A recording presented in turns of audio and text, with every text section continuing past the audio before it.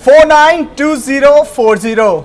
84041. Well, in any case, if you're wondering that's an OTP on your mobile, then you're absolutely wrong, because we just took out this Indian scorecard for the second innings in the Adelaide Test match. Well, it was an hour of horror in Adelaide Oval for Team India as they bundled out, collapsed, and they were decimated by immaculate Australian bowling for just 36 runs. And Atishay, this was, for record, their lowest total in Test cricket history. Well, Abhijit, going into the third day, India were in the driver's seat. I won't exactly say that India were in the driver's seat, but they had a slight advantage over Australia as they had 62 runs lead. But what transpired in the opening hour of day's play is Team India has to come up with some explanation, because the kind of shots they played, the kind of technique which they showed no resistance at all against a quality attack by Cummins and Hazelwood. The first half an hour to 40 minutes where everyone knew it. You knew it, I knew it, the experts out there, maybe possibly the cricketers out there, the batsmen out there knew it, that they had to negate that initial half an hour to 40 minutes, which never happened, isn't it?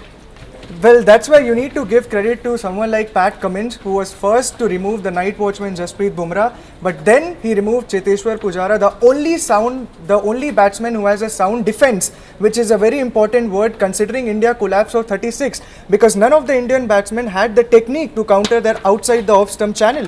When you see the top order, none of the batsmen actually gave them the assurance, because it was almost like it was a walk in the park. They just came, nicked the ball, and then went back. So there was no assurance. Not even a single batsman gave them the assurance that they are going to play long innings, which never happened. And that's a very worrying sign for Team India, Atishay, going into the Melbourne Test match, because the conditions might be different there, but in the end, you got to put that runs on the scoreboard. Exactly, Abhijit. Everyone knew going into the first hour of day 3 that was the testing time for the Indian batsmen.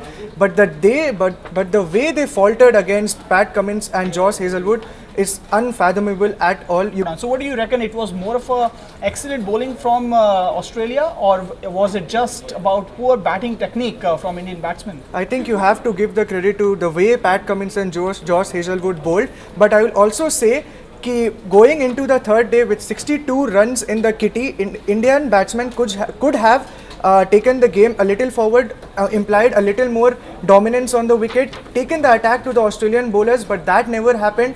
Australian bowlers kept bowling in the testing lines, and Indian batsmen absolutely had no answers, Abhijit. And just for the reckoning, Atishay, none of the batsmen could actually enter a double-digit score. Now, this has only really happened. Yes, that is absolutely embarrassing. None of them. The top scorer was Mayank Agarwal with 9 runs, and the second best was Hanuma Vihari, who bats at number 7 and number 8 with a score of 8 runs against it. And you just cannot win a test match on Australia against Australia, because that was the difference. The Australian attack versus the Indian bowling attack. Yes, the Indian bowling attack never had those runs, but the bottom line was that the batting was just unpardonable. You just cannot win a test match if you are bundled out for just 36 runs, and Virat Kohli will be leaving the team, so there's further trouble for Team India going into Melbourne Test match.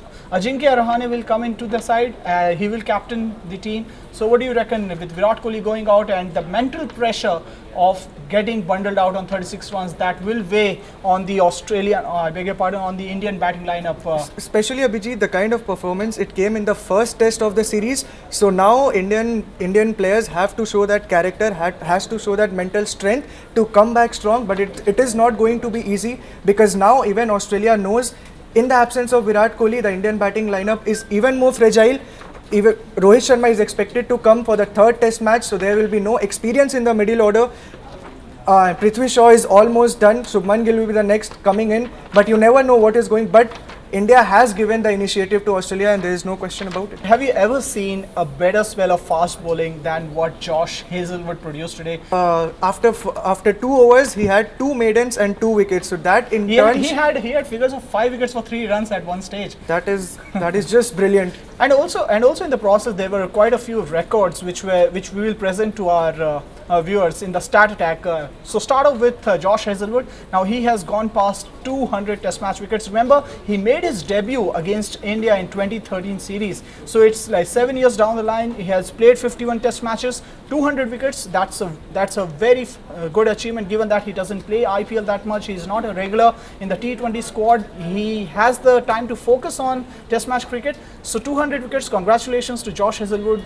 He put India on the mat today, and India could never ever recover from that blow. And also, the bowler which I said earlier was Pat Cummins, 150 test match wickets, and only in his 31 test matches. So if you break it down, it's like 5 wickets, close to 5 wickets every Per test match. match. Yeah. That's a phenomenal record to have. And he's also, Atishay, the #1 test bowler in the world. And today he once again proved as to why he is the number one test bowler in the world. Absolutely right, Abhijit. Getting bundled out for 36 runs, losing the test match, a test match which should have gone to the day 4, possibly anything could have happened had India scored 200 runs. The wicket was doing a bit, there was up and down in the wicket, there was help for the spinners, there was help for the fast bowlers, but if you give your bowlers a target of 90 runs to defend 10 out of 10 times, or possibly you need a miracle, Atishan, nothing less than a miracle to win a test match. So nothing against the bowlers, but the batting was just not up to the mark.